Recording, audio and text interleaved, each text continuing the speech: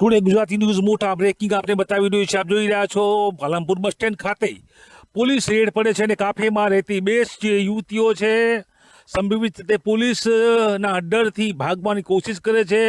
પ્રથમ માળથી છલાંગ લગાવે છે, બંને નીચે પટકાય છે, લોહી લુહાણ થાય છે. તાત્કાલિક આ બંને યુવતીઓને હોસ્પિટલ ખસેડવામાં આવે છે. મોટી ઘટના, મોટો બનાવ.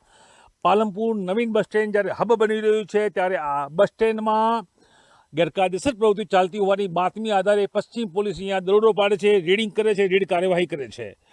પોલીસ અહીંયા પહોંચે છે, જો કે તે જ સમયે પોલીસ આવી કાગરોળ મચે છે અને માસૂમ એવી આ વિદ્યાર્થીઓને ડર રહે છે કે કદાચ પોલીસના હાથમાં આવી જશે, કદાચ પોલીસ પૂછપરછ કરશે, કદાચ પોલીસ પકડશે અથવા પૂછશે કે અહીંયા તમે શું કરવા આવ્યા હતા. અને આ ડર જે છે તે યુવતીઓને ભાગવા માટે, છુપવા માટે અથવા દોડી જવા માટે મજબૂર કરે છે અને યુવતીઓ છલાંગ લગાવે છે, નીચે પટકાય છે, ઘાયલ થાય છે અને તે રીતે તાત્કાલિક પોલીસ આ બંને યુવતીઓને હોસ્પિટલ ખાતે ખસેડે છે. પાલનપુર પશ્ચિમ પોલીસનો આ દરોડો, બંને યુવતીઓ ભયભીત થાય છે, ભયમાં ભાગે છે ને પટકાય છે.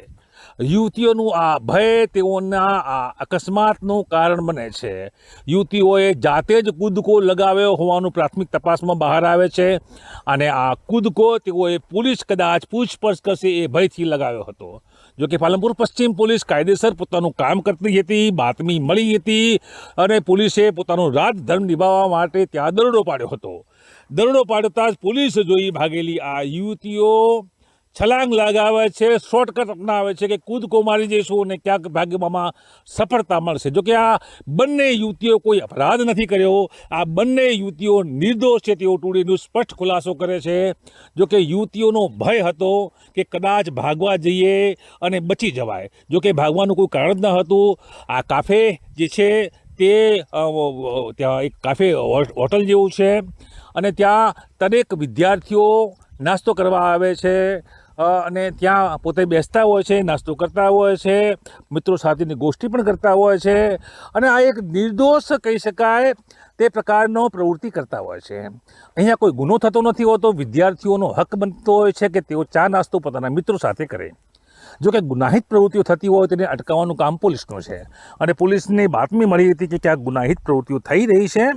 ગુનાહિત પ્રવૃત્તિઓ અટકાવવા માટે પોલીસ ત્યાં પહોંચે છે.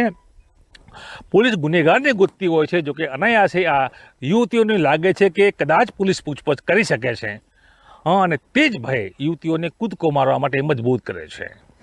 આ ઘટનાના વિડીયો છે, આપ જોઈ રહ્યા છો તે રીતે બંને માસૂમ યુવતીઓ પ્રત્યે ટુડે ન્યૂઝ પરિવાર સંવેદના વ્યક્ત કરે છે. નિર્દોષ યુવતીઓ છે, અકારણ વિના વાંક તેઓ અત્યારે આપ જોઈ રહ્યા છો તે રીતે ઘાયલ થઈ છે. તાત્કાલિક તેઓને હોસ્પિટલ ખસેડવામાં આવી છે અને તે રીતે આ ઘટના હાલ તો પાલનપુર વિસ્તારમાં ચકચારી બની છે. નમસ્કાર.